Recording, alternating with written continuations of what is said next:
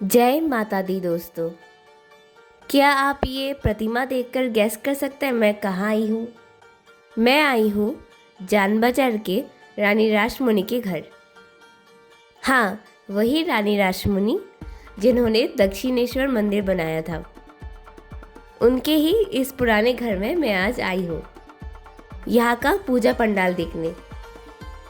यहाँ पर आप एस्प्लैनेड मेट्रो स्टेशन से भी आ सकते हैं, या तो आप न्यू मार्केट से भी यहाँ पे आ सकते हैं। ये वही घर है जहाँ रानी रासमुनि 11 साल की उम्र में ब्याह के आई थी। उनके पति का नाम था बाबू राजचंद्र दास। रानी रासमुनि का कोई बेटा नहीं था, उनकी 4 बेटियां थीं। उनमें से एक का देहांत हो गया था और उनके 3 जमाई थे। उन 3 जमाइयों के वंशज ही इन घरों को चलाते हैं। रानी ने अपने तीनों जमाई के नाम पे 3 घर कर दिए थे, उनमें से ये एक है। ये घर उनकी बड़ी बेटी पौधों को मिला था। इस घर के 2nd फ्लोर पे यहाँ के अधिकारी रहते हैं। इस घर के अलावा भी 2 और घर हैं जो इसी घर के पास में है। यहाँ पर बोर्ड पर लिखा भी है कि ये घर प्रीतिराम दास, जो रानी रासमुनि के ससुर थे, उनके द्वारा बनाया गया था। रानी रासमुनि के यहाँ दुर्गा पूजा की भी एक अलग सी कहानी है। रानी के ससुर के देहांत के बाद दुर्गा पूजा के आयोजन का भार रानी ने ही लिया था। कहते हैं कि उन्हें एक बार मूर्ति बनाने के लिए पाल नहीं मिल रहा था। बड़ी खोज करने के बाद उन्हें एक मुस्लिम पाल मिला।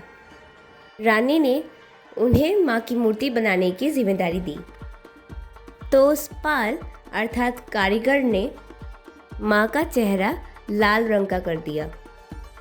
उसके बाद से यहाँ पर हमेशा माँ की मूर्ति लाल रंग की होती है। यही है माँ रानी रासमुनि की मूर्ति, जो उनके घर के भीतर रखी गई है। ये बंगाल की देवी है।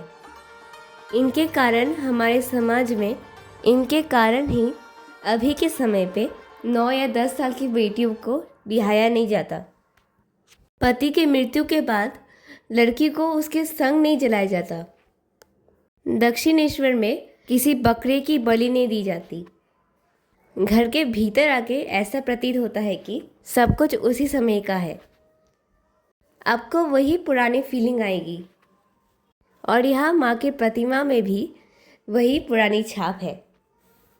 माँ के रंग को लाल करना यहाँ की प्रथा हो गई है, जो तब के समय से अब तक चली आ रही है और भविष्य में भी यही चलेंगे। तो कैसा लगा आपको रानी का घर? आप यहाँ पर दुर्गा पूजा के अलावा भी ऐसे घूमने के लिए आ सकते हैं। तो अगर चांस मिले तो यहाँ पर ज़रूर आइएगा। जय माता दी।